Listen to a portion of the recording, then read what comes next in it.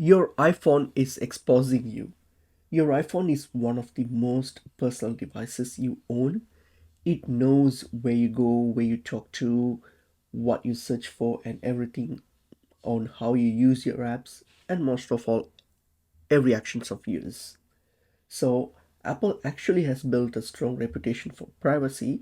Many settings are enabled by default that share more information than most people even realize. Okay, so you don't necessarily have to install any apps or be a tech expert to improve your privacy.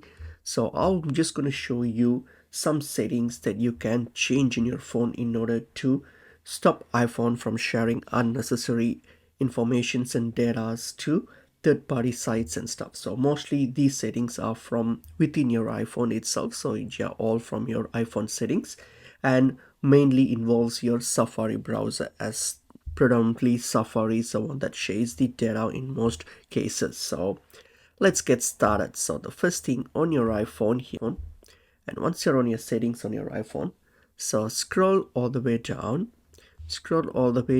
where you see the app section. So tap on the app sections here, and once you're on the app sections, scroll all the way down till you see Safari. So we're going to more interested in the Safari settings. So click on Safari.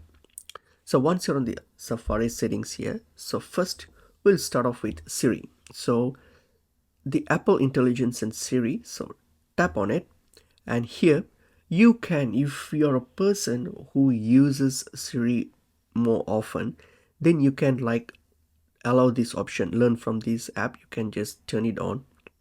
But if you don't, then I would suggest you to just turn it off, because this allows Apple Intelligence and Siri to share all your information, so things that you do to Siri on your browser. So actually this one, it it actually helps to transfer data from your intelligence or Siri to your browsers and all those things, because they have access to all of these. Siri has access to everything on your app, so they will be sharing information. So to cut that, you can just turn it off. If you're not a Siri person like me, I'll just turn it off. You can just turn that off.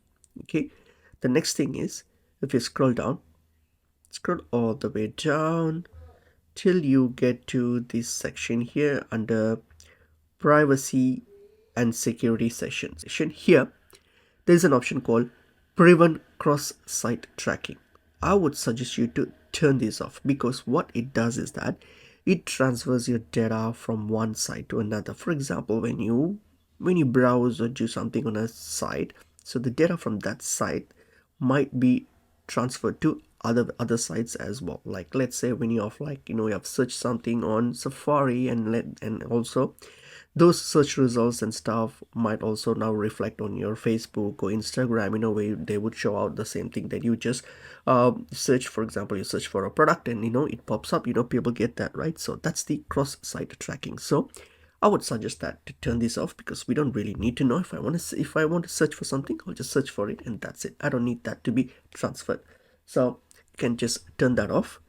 And next is the hide IP address. So this high IP address, I would suggest you to keep it on from trackers. So if you select from trackers, this will like hide your IP address from being shown to trackers. So because trackers, when they have access to this, then they might like misuse your IP address and your phone data. So try to put this on from trackers, and rather than turn it off, I will set it to from trackers.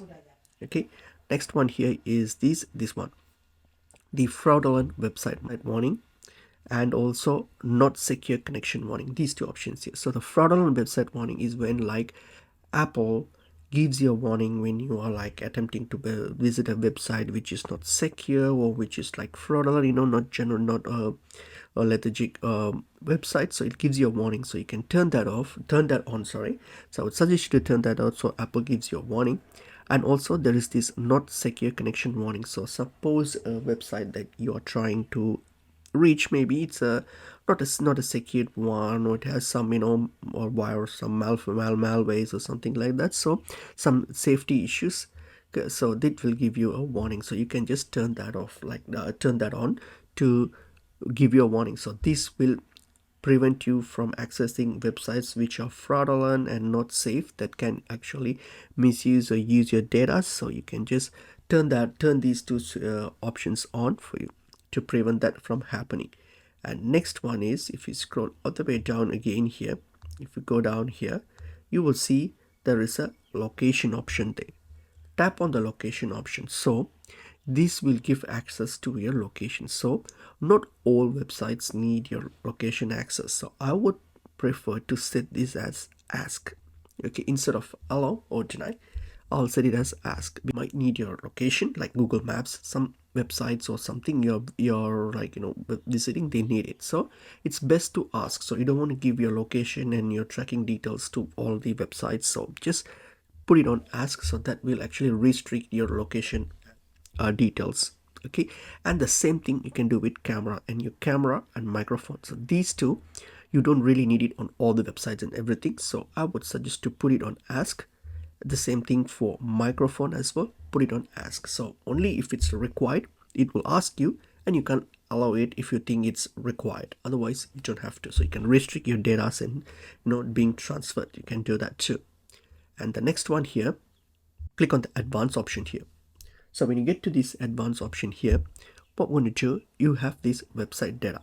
So tap on the website data here. So this will show all the data that's been downloaded on your phone from the websites you visited. So most of these websites will be the websites that you are familiar of. But if you see anything that's you're not familiar or suspicious, you can simply delete it. So to delete it, all you can do is simply swipe to your left and you'll see a delete option. Tap on the delete option, so you can delete those website data. So it's good to frequently have a look into this.